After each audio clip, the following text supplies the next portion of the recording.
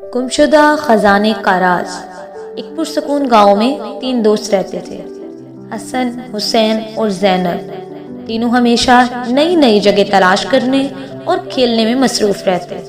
एक दिन उन्हें गांव की पुरानी लाइब्रेरी में एक फटी पुरानी किताब मिली। उस किताब के अंदर एक नक्शा छिपा हुआ था, जिस पर एक सुर्ख क्रास के निशान के साथ लिखा था, ये है खजाने की जगह।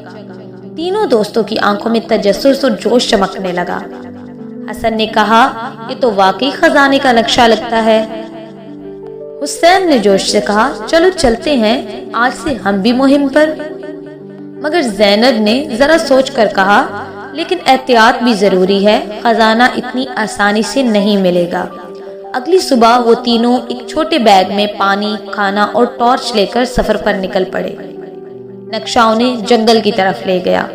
जंगल घना और सुनसान था।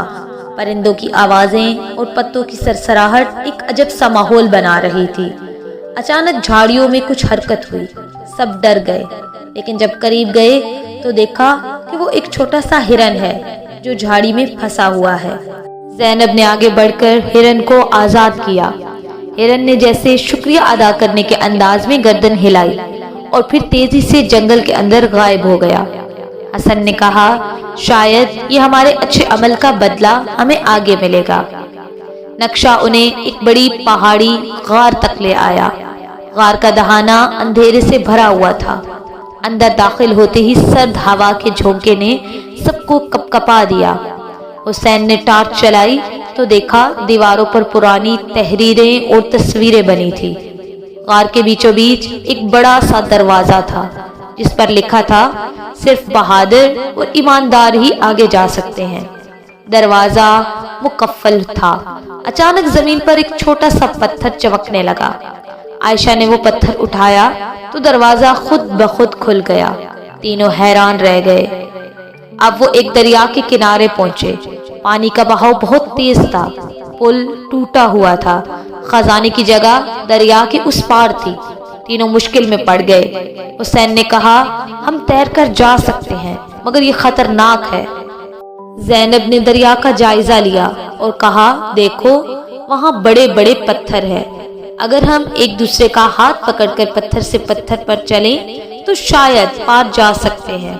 तीनों ने हिम्मत की और एक दूसरे का सहारा लेकर पत्थर से पत्थर पर चलते हुए दरिया पार कर लिया।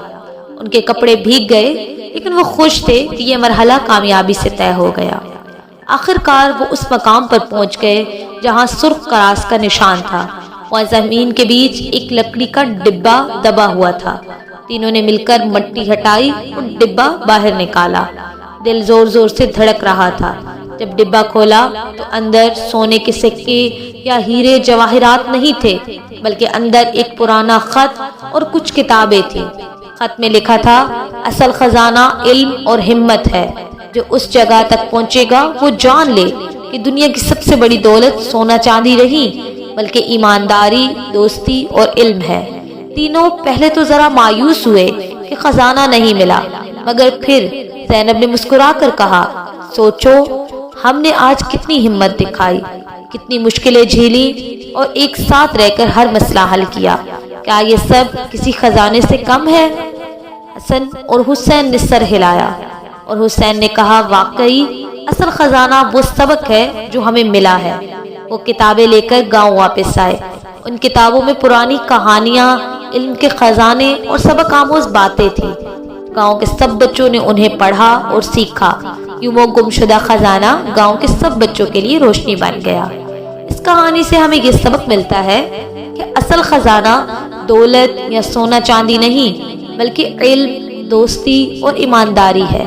मुश्किल रास्ते और एडवेंचर इंसान को मजबूत बनाते हैं और यही सबसे बड़ी कामयाबी है। अगर आपको ये कहानी पसंद आई है तो चैनल को सब्सक्राइब करना मत भूलिएगा।